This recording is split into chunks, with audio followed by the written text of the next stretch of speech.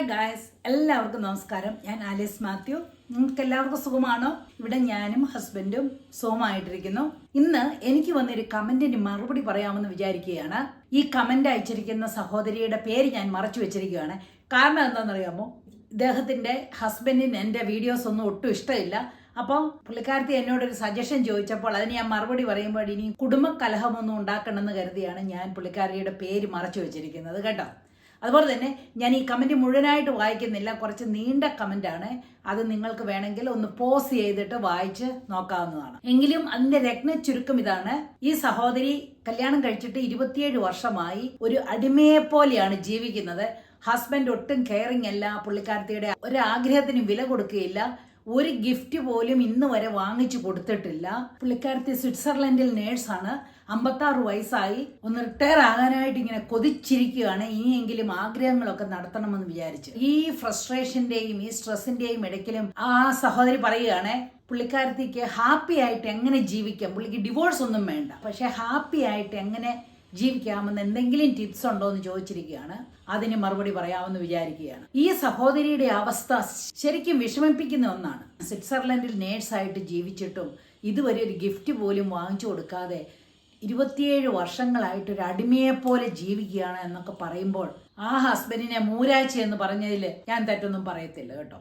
ഈ സഹോദരി എന്തെങ്കിലും ചോദിച്ചു കഴിഞ്ഞാൽ, എന്തെങ്കിലും ആവശ്യങ്ങൾ ഉന്നയിച്ചു കഴിഞ്ഞാൽ, ആഗ്രഹങ്ങൾ പ്രകടിപ്പിച്ചു കഴിഞ്ഞാൽ പുള്ളിക്കാരൻ എന്താണെന്നറിയാ പറയുന്നത്, നീ 80s സ്റ്റിൽ മിഥുൻ ചക്രവർത്തിയെ പോലെയാണെന്ന്. എനിക്ക് തോന്നുന്നത് ഡിസ്കോ ഡാൻസറിലെ മിഥുൻ ചക്രവർത്തിയെ പറ്റിയായിരിക്കും പറയുന്നത്. പുള്ളിക്കാരന് ഡിസ്കോ കളിക്കണമെന്ന് വളരെ ആഗ്രഹമുണ്ടായിരുന്നു, പുള്ളിക്കാരൻ അത് സാധിച്ചെടുക്കുകയും ചെയ്തു.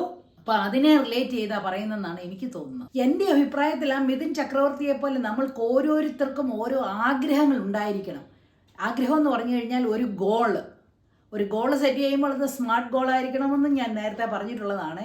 അങ്ങനെ ഒരു ഗോൾ ഉണ്ടായിരിക്കണം. എന്നിട്ട് ആ ഗോള് പ്രാപിക്കാനായിട്ട് നമ്മൾ ഹാർഡ് വർക്ക് ചെയ്യണം. അതുപോലെ തന്നെ ആ ഗോളിൽ എത്തിച്ചേരാനായിട്ട് ആ പടവുകളൊക്കെ കയറാനുള്ള ധൈര്യവും വേണം. ചുമ്മാതെ ഒന്നും ആയിരിക്കത്തില്ല, ശരിക്കും ഹാർഡ്ഷിപ്സ് ഒക്കെ കാണും. പക്ഷെ അതൊക്കെ തരണം ചെയ്ത് ആ ഗോളിൽ എത്തണമെങ്കിൽ ശരിക്കും നല്ല ധൈര്യവും കൂടെ വേണം. കൂടാതെ തന്നെ നമുക്ക് സത്യസന്ധതയും ഇന്റഗ്രിറ്റിയും വേണം.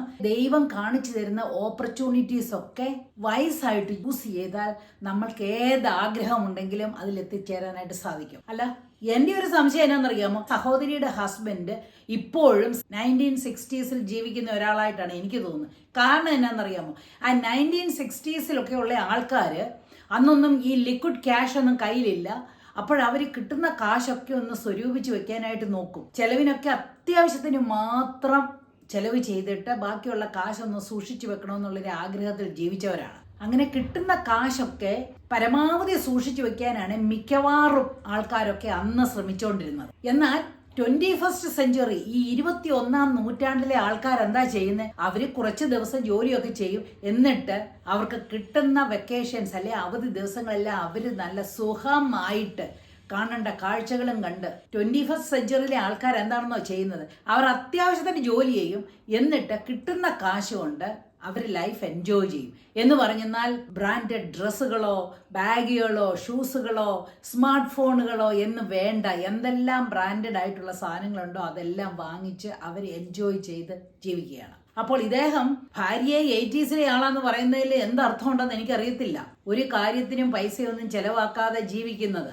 ഈ നൂറ്റാണ്ടിലുള്ളവർ അങ്ങനെ സമ്പാദിക്കും, ചെലവാക്കും, അങ്ങനെയാണ് അവർ ജീവിക്കുന്നത്. അയ്യോ, ഞാൻ ഇതൊന്നും പറയാനായിട്ടല്ല വന്നത് കേട്ടോ, ഒന്നും ഡീവിയേറ്റ് ചെയ്ത് പോവുകയല്ല. Coming back to the point, ഈ സഹോദരി ചോദിച്ചിരിക്കുകയാണ്, without divorce how can I live happily, do you have any tips for me? ഇതാണ് എന്നോട് ചോദിച്ചിരിക്കുന്ന ചോദ്യം. ഇത് വായിച്ചപ്പോൾ എൻ്റെ ഹൃദയത്തിലെ ഒരറയൊന്ന് എക്സ്ട്രാ ആയിട്ടൊന്ന് തുടിച്ചുപോയി. കാരണം എന്താണെന്നറിയാമോ, ഇത്രയും മൂരാച്ചിയായിട്ടുള്ള ഒരു ഹസ്ബൻഡ്, പുള്ളിക്കാരത്തി പറഞ്ഞ വേർഡ് തന്നെ ഞാൻ പിന്നെ ഉപയോഗിക്കുകയാണ്.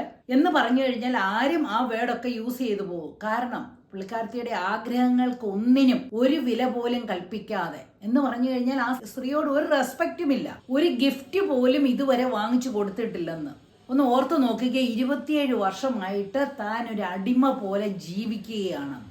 എങ്കിലും ആ സ്ത്രീ പറഞ്ഞത് എന്താണെന്ന് അറിയാമോ, എനിക്ക് ഡിവോഴ്സ് വേണ്ട, ഡിവോഴ്സ് അല്ലാതെ ഞാൻ എങ്ങനെ ഹാപ്പി ആയിട്ട് ജീവിക്കാമെന്ന് ഒന്ന് പറഞ്ഞു തരാമോ? നിങ്ങളുടെ ഹൃദയവും തുടിച്ചില്ലേ ഒന്ന് എക്സ്ട്രാ? ഇങ്ങനെ പറഞ്ഞ ആ സഹോദരിയുടെ ക്യാരക്ടറിനെ ഞാൻ അപ്രിഷ്യേറ്റ് ചെയ്യുകയാണ്. സഹോദരി, കഴിഞ്ഞ 27 വർഷം നിങ്ങൾ ഒരു അടിമയെ പോലെ ജീവിച്ചെന്ന് പറഞ്ഞപ്പോൾ എനിക്ക് ശരിക്കും സങ്കടം വന്നു. Now it is high time for you to rise up, leave for yourself. നമ്മൾ അനാവശ്യമായിട്ടൊന്നും ഡിവോഴ്സ് ചെയ്യരുത്. കഴിയുമെങ്കിൽ കണിശമായിട്ട് നമ്മുടെ കുടുംബ ഭദ്രതയെല്ലാം കാത്തു സൂക്ഷിക്കേണ്ടത് അനിവാര്യമായിട്ടുള്ളൊരു കാര്യമാണ്. അപ്പോൾ ഈ ഹസ്ബൻഡുമായിട്ട് ഡിവോഴ്സ് ചെയ്യാതെ എങ്ങനെ ഹാപ്പി ആയിട്ട് ജീവിക്കാൻ ശ്രമിക്കാം എന്ന് ഞാനൊന്ന് പറയാം. എനിക്കിത് പറഞ്ഞപ്പോൾ എനിക്കൊരു പഴമൊഴിയാണ് ഓർമ്മ വരുന്നത്. അടിക്കുന്നതിലേ പോകുകയല്ലെങ്കിൽ പോകുന്നതിലേ അങ്ങ് അടിച്ചേക്കാൻ. എന്ത് കറക്റ്റായിട്ടുള്ളൊരു പഴമൊഴിയാണിതെന്ന് നിങ്ങൾ ആലോചിച്ചിട്ടുണ്ട്? അതേ നടക്കത്തുള്ളൂ. നമ്മൾ ഒരാളെ കറക്റ്റ് ചെയ്യാൻ നോക്കിയാലൊക്കെ ഉണ്ടല്ലോ ബുദ്ധിമുട്ടാണ്. അൺലെസ് ആ പേഴ്സൺ വിചാരിക്കാതെ ക്യാരക്ടർ ചേഞ്ച് ചെയ്യാനായിട്ട് പറ്റത്തില്ല. അപ്പോൾ നിങ്ങൾ ആദ്യമായിട്ട് എന്ത് ചെയ്യണമെന്ന് പറയുന്നത്, നിങ്ങളുടെ ഹസ്ബൻഡിനോട് ഫോർഗീവ് ചെയ്യുക. ഞാൻ എൻ്റെ വീഡിയോസിലൊക്കെ നേരത്തെ പറഞ്ഞിട്ടുണ്ട് എങ്ങനെയാണ് ഫോർഗീവ് ചെയ്യുന്നതെന്ന്. ഫോർഗീവ് ചെയ്യുന്നതെന്ന് പറഞ്ഞു കഴിഞ്ഞാൽ പുള്ളിക്കാരൻ കാണിക്കുന്നതെല്ലാം ശരിയാണെന്നുള്ളതല്ല, പക്ഷേ നിങ്ങൾ പുള്ളിക്കാരൻ ചെയ്തതെല്ലാം അങ്ങ് ക്ഷമിച്ചേക്കുക. കാരണം നിങ്ങളുടെ ഹാപ്പിനെസ്സിന് വേണ്ടി അത് ചെയ്യണം. അങ്ങനെ ഞാൻ പറഞ്ഞ പോലെ ആദ്യമായിട്ട് നിങ്ങൾ ഫോർഗീവ് ചെയ്തിട്ട് നിങ്ങളുടെ ഹസ്ബൻഡിനെ ഹസ്ബൻഡായിട്ട് തന്നെ അക്സെപ്റ്റ് ചെയ്യുക. എന്ന് പറഞ്ഞാൽ കഴിഞ്ഞ 27 വർഷമായിട്ട് നിങ്ങൾക്കൊരു ഗിഫ്റ്റ് പോലും വാങ്ങിച്ചു തരാതെ നിങ്ങളുടെ ആഗ്രഹങ്ങളോ ഫീലിങ്സിനെയോ ഒന്നും കെയർ ചെയ്യാതെ ഇരിക്കുന്നയാള് ഇനി അത് ചെയ്യാൻ പോകുന്നില്ല.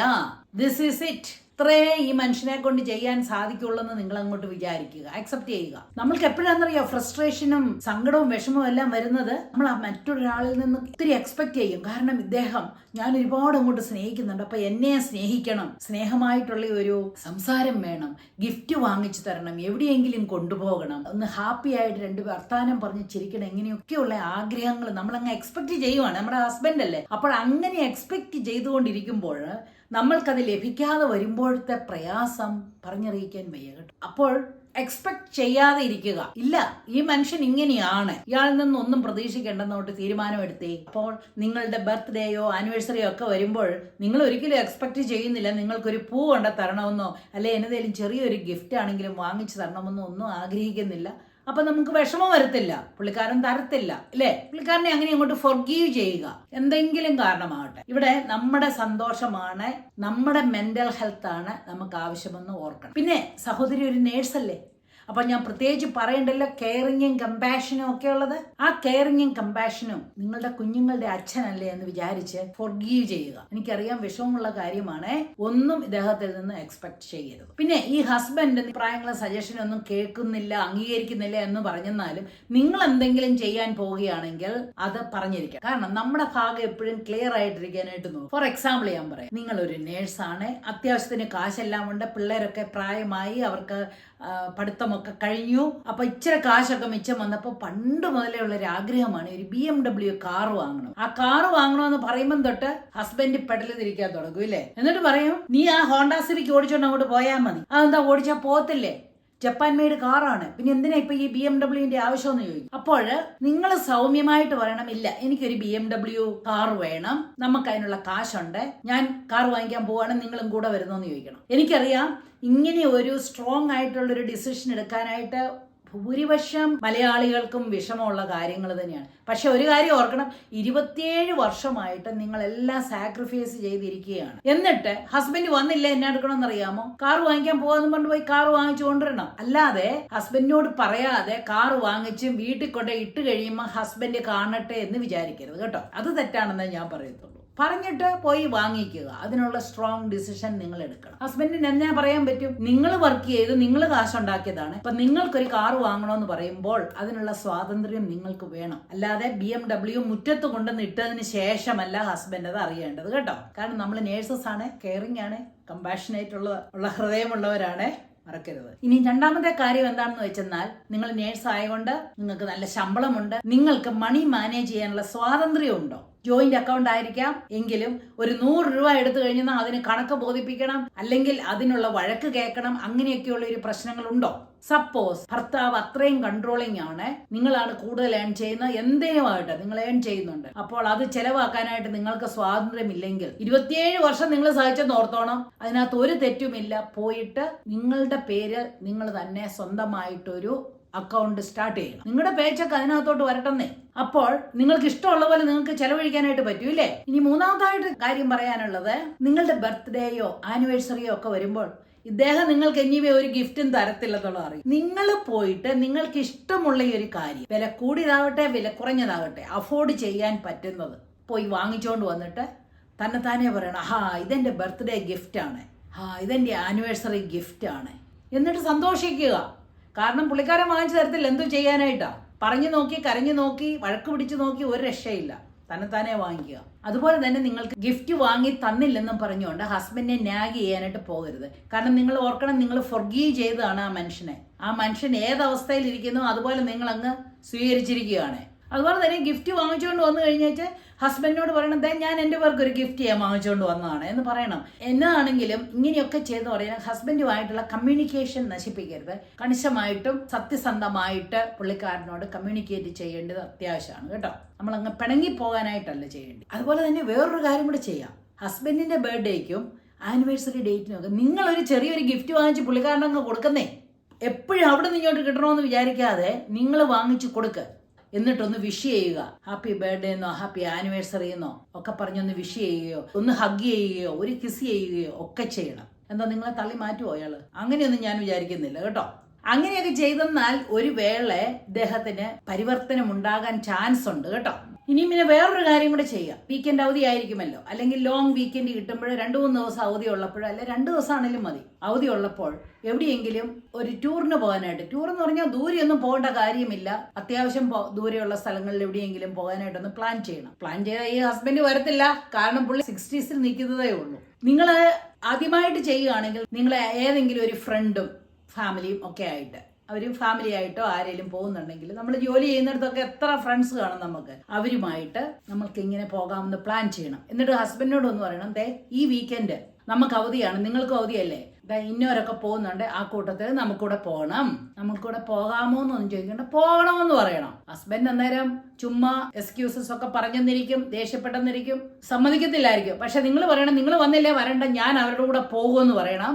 എന്നിട്ട് കണിശമായിട്ടും ഇദ്ദേഹം വന്നില്ലേ കണിശമായിട്ടും അവരുടെ കൂടെ പോവുകയും വേണം. നിങ്ങൾ ആരും പറയാതെ നിങ്ങൾ വേറൊരു ബോയ് ഫ്രണ്ടിനെ കൂട്ടി പോകണമെന്നൊന്നും ഞാൻ പറയുകയില്ല, അങ്ങനെയൊന്നും ചെയ്യരുത്. ആ ഫാമിലിയുടെ കൂടെ പോകണം. അങ്ങനെ ഒരു പ്രാവശ്യം പോയി കഴിഞ്ഞാലുണ്ടല്ലോ, നെക്സ്റ്റ് ടൈമില് ഹസ്ബൻഡും കൂടെ തന്നെ വരും. ഇവളോട് പറഞ്ഞിട്ട് ഒരു രക്ഷയില്ല, ഇവൾ എന്നാണെങ്കിലും പോവാം, എന്നാൽ ഞാനും കൂടെ അങ്ങ് പോയേക്കാമെന്ന് വിചാരിക്കും. ഒരു ചേഞ്ച് വരും. കാരണം എന്നാണെന്നറിയാമോ, 27 വർഷമായിട്ട് നിങ്ങളൊരു സ്ലൈവിനെ പോലെ ജീവിക്കുകയാണെന്ന് പറഞ്ഞു, ഒരിടത്തും കൊണ്ടുപോകത്തൊന്നും ഇല്ലെന്ന് പറഞ്ഞു. ഇത്രയും നാൾ നിങ്ങൾ സഹിച്ചില്ലേ? ഇനിയും ഇദ്ദേഹം കൊണ്ടുപോകത്തില്ലെന്ന് പറയുവാണെങ്കിൽ നിങ്ങൾ വേറെ വഴി നോക്കണം. നിങ്ങൾക്ക് പോകാനായിട്ട് ആഗ്രഹമുണ്ട്. ചിലർക്ക് ആഗ്രഹമില്ലെങ്കിൽ പിന്നെ പോട്ടെന്ന് പറയാം. ഇല്ല, അവിടെ ഒക്കെ കാണണമെന്ന് ആഗ്രഹമുണ്ട്. ഒരു ദിവസം ജോലിയുടെ ഭാരങ്ങളിൽ നിന്നെല്ലാം മാറിയിട്ട് ഒരു പറവയെപ്പോലെ പറക്കണം എന്ന് ആഗ്രഹമുള്ളവർ കണിശമായിട്ടും ചെയ്യണം. ഇത്രയും നാളും സഹിച്ചു, ഇനി അതിൻ്റെ ആവശ്യമില്ല. പുള്ളിക്കാരന് മുഴുവൻ ഓപ്ഷൻസും കൊടുത്തു, പറഞ്ഞു, രക്ഷയില്ല. ഇനിയിപ്പോൾ നിങ്ങൾ പ്രവർത്തിച്ച് കാണിക്കുക. ഇങ്ങനെ വേണം. നിങ്ങൾ വേറെ ഒരു അന്യായമായിട്ടുള്ള കാര്യങ്ങളൊന്നും ചെയ്യാൻ പോകരുതെന്ന് മാത്രമേ ഞാൻ പറയുള്ളൂ. അതിനോട് എനിക്ക് യാതൊരു യോജിപ്പുമില്ല. പക്ഷേ നിങ്ങൾ ആ ഫ്രണ്ട്സിൻ്റെ കൂടെ പോയിട്ട് എൻജോയ് ചെയ്ത് ഇഷ്ടം പോലെ പിക്ചേഴ്സും ഒക്കെ എടുത്തോണ്ട് തിരിച്ചു വരണം. എന്നിട്ട് അത് ഫേസ്ബുക്കിലോ ഇൻസ്റ്റാഗ്രാമിലോ ഒക്കെ അങ്ങോട്ട് ഇടണം. എന്താ, നമുക്ക് സന്തോഷമാണ്, നമ്മൾ പോയി സന്തോഷിച്ചിട്ട് വന്നതാണെന്ന് കാണുമ്പോൾ ഈ ഭർത്താവിൽ ഒരു ചേഞ്ച് വരാനായിട്ട് ചാൻസ് ഉണ്ട്. ഇത്രയൊക്കെ ചെയ്തു കഴിഞ്ഞാൽ ഹസ്ബൻഡ് പറയും, അവൾ ഭയങ്കര തൻ്റേടിയാണേ, അവൾ മോശമാണേ, അങ്ങനെ ഇങ്ങനെ എല്ലാം പറയുമായിരിക്കും. നിങ്ങൾ കേട്ടതായിട്ട് ഭാവിക്കേണ്ട. പണ്ട് ഞാൻ പറഞ്ഞിട്ടുണ്ട് ഒരു ചക്കിയുടെ കാര്യം. ആ ഒരു ചക്കിയായിട്ട് അങ്ങ് അഭിനയിക്കണം. ഓർക്കണം, 27 വർഷമായിട്ട് നിങ്ങളൊരു സ്ലൈവാണ്. അതുപോലെ തന്നെ നിങ്ങൾ ഫൊർഗീവ് ചെയ്തിരിക്കുവാണ്. അപ്പോൾ നിങ്ങൾക്ക് കാം ആൻഡ് കൂളായിട്ടിരിക്കാനായിട്ട് പറ്റും. ഞാൻ പറയുന്നത്, ഇത്രയും നാളായി, 56 വയസ്സായി, ഇനിയും നിങ്ങളുടെ ഇഷ്ടങ്ങളും ആവശ്യങ്ങളും ഒക്കെ നടപ്പാക്കാൻ വേണ്ടി നിങ്ങൾ ഒരു ഇത്തിരി ധൈര്യം തന്നെ കാണിക്കണം കേട്ടോ. ഹസ്ബൻഡിന് ഡ്യൂ റെസ്പെക്ട് ഒക്കെ കൊടുക്കുക. കുഞ്ഞുങ്ങളുടെ അച്ഛനാണ്, അതിനുള്ള റെസ്പെക്ട് കൊടുക്കുക. പക്ഷേ നമ്മൾക്കും സ്വാതന്ത്ര്യം വേണം. നമ്മുടെ ജീവിതം സന്തോഷമായി തീർക്കുവാനായിട്ട് നമുക്ക് അതിനുള്ള റൈറ്റ് ഉണ്ട്. ആ റൈറ്റ് നമ്മൾ യൂസ് ചെയ്യും. ഞാൻ പറഞ്ഞ ഹസ്ബൻഡിനോടാണേലും പകയും വെറുപ്പും ഒന്നും വേണ്ട കേട്ടോ. പുള്ളിയുടെ സ്വഭാവം അങ്ങനെ ആയിപ്പോയി, എന്ത് ചെയ്യാൻ പറ്റും? പക്ഷേ നമുക്കും ജീവിക്കണം. ഇങ്ങനെ നശിപ്പിക്കാനായിട്ടുള്ളതല്ല നമ്മുടെ ജീവിതം. പുള്ളിക്കാരൻ അന്നേരം ചേഞ്ച് ആകാൻ ചാൻസ് ഉണ്ട് കേട്ടോ. നമ്മളെല്ലാവരും ഓർക്കേണ്ട ഒരു കാര്യമാണ്, നമ്മുടെ ആഗ്രഹങ്ങളൊന്നും സാധിച്ചു തരാത്ത, അല്ലെങ്കിൽ നമ്മളെ ഒന്ന് റെസ്പെക്റ്റ് ചെയ്യുകയില്ലാത്ത ഹസ്ബൻഡൊക്കെ ആണെന്ന് പറഞ്ഞാൽ നമ്മുടെ ആ സ്ട്രെസ്സും ഫ്രസ്ട്രേഷനും ഒക്കെ എന്തും മാത്രമായിരിക്കുമെന്ന് ഊഹിക്കാനേ പറ്റത്തില്ല. ഓൾറെഡി നമ്മൾ പ്രായമായി വരികയാണ്. അപ്പോൾ ഒരുപാട് ക്രോണിക് ഡിസീസസ് ഒക്കെ വരാൻ ചാൻസ് ഉണ്ട്.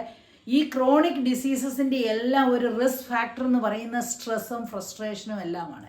അപ്പോൾ അത് കഴിയുന്നതും റിലീവ് ചെയ്യാനായിട്ട് നമ്മൾ നോക്കണം. നമ്മൾക്ക് ഇതുപോലെയുള്ള ആഗ്രഹങ്ങളെല്ലാം ഉണ്ടെങ്കിൽ നമ്മുടെ ഒരു മൂരാച്ച് ഹസ്ബൻഡ് ആണെന്ന് പറഞ്ഞിട്ട് അതിനെയെല്ലാം അടിച്ചമർത്തി വെച്ചിട്ട് വേണ്ടെന്നും പറഞ്ഞിട്ട് ഇരുന്നാലുണ്ടല്ലോ നമ്മുടെ സ്ട്രെസ് കൂടത്തേ ഉള്ളൂ. നേരെ മറിച്ച് ഞാൻ ഈ പറഞ്ഞതുപോലെ നിങ്ങളൊന്ന് ഡിഫറെൻ്റ് ആയിട്ടൊന്ന് ആക്ട് ചെയ്ത് നോക്കിക്കേ, നിങ്ങളുടെ സ്ട്രെസ് ഒരുപാട് കുറയ്ക്കാനായിട്ട് സാധിക്കും.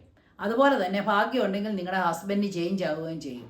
ഇല്ലെങ്കിലും നിങ്ങൾക്ക് പ്രശ്നമില്ലെന്നങ്ങ് വിചാരിക്കണം. അപ്പോൾ ഈ സഹോദരിക്ക് നല്ലൊരു നാളെ ലഭിക്കട്ടെ എന്ന് ഞാൻ ആശംസിക്കുകയാണ്. റിട്ടയർ ആയി കഴിഞ്ഞിട്ട് ശരിക്കും അങ്ങോട്ട് അടിച്ചു പൊളിച്ച് ജീവിക്കാമെന്ന് മാത്രം കരുതണ്ട. അത് കഴിഞ്ഞെന്നാലും ജീവിക്കണം. എന്നാൽ അതിന് മുമ്പാണ് കിട്ടുന്ന ചാൻസസ് ഒക്കെ നിങ്ങൾ ഉപയോഗിക്കണം എന്ന് മാത്രമേ എനിക്ക് പറയാനുള്ളൂ. അപ്പോൾ അടുത്ത വീഡിയോയിൽ വരുന്നത് വരെ ബൈ.